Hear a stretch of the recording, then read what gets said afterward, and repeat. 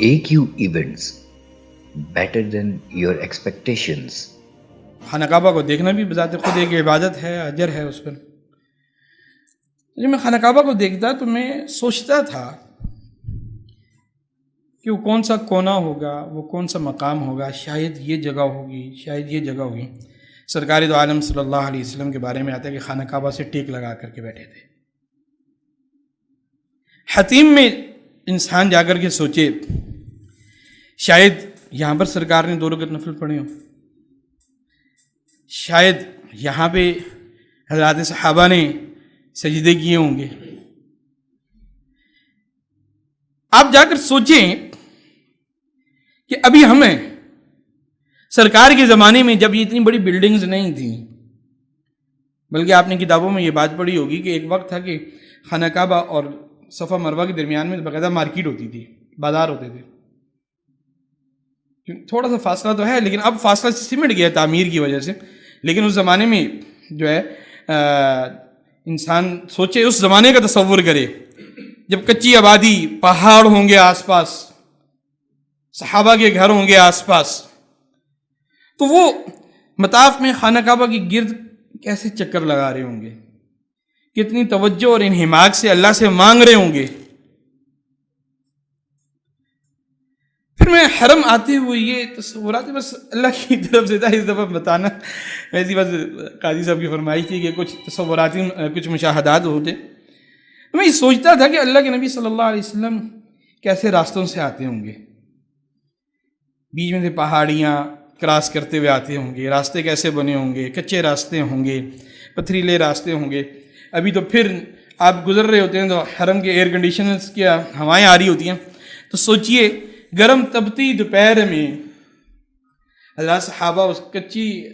زمین پر، مطلب ابھی تو ہم نے بوٹ پہنے ہوتے ہیں، چپل پہنے ہوتے ہیں، اس وقت کتنوں کے پاس چپل نہیں ہوتے ہوں گے، وہ آتے ہوں گے اور نماز ادا کرتے ہوں گے، اور کیا دیوانہ وار ان کا وہ اللہ کے گھر کا طواف ہوتا ہوگا۔ جب انسان تھوڑا سا اس پہ سوچے نا تو بہت ہی لطف آتا ہے،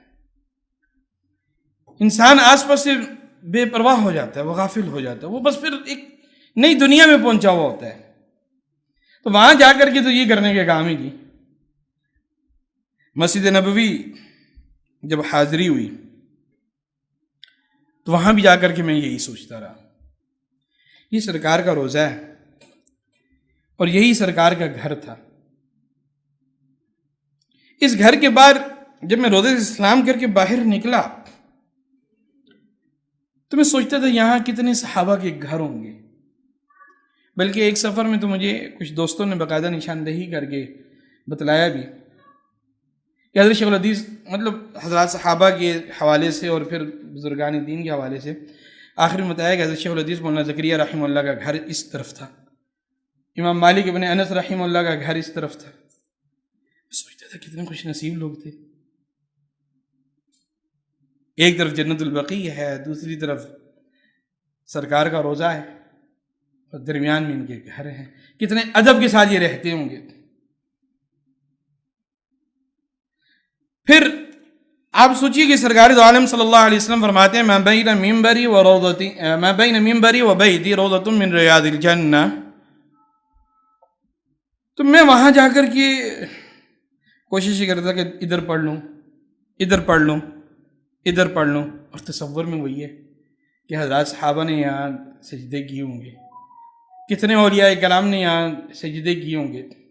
کتنے بزرگان دین نے اللہ سے مانگا ہوگا، کتنے صوفیاء اور اتقیاء نے یہاں پہ مراقبے کیے ہوں گے، کتنے ذاکرین نے یہاں پر ذکر کیے ہوں گے۔ میں بیٹھ کر یہی سوچتا تھا، یہی سوچ سوچ کے تصور کر کر کے میں نفل ادا کیا کرتا تھا۔ اللہ جل شانہ قبول فرما لے۔ AQ Events, better than your expectations.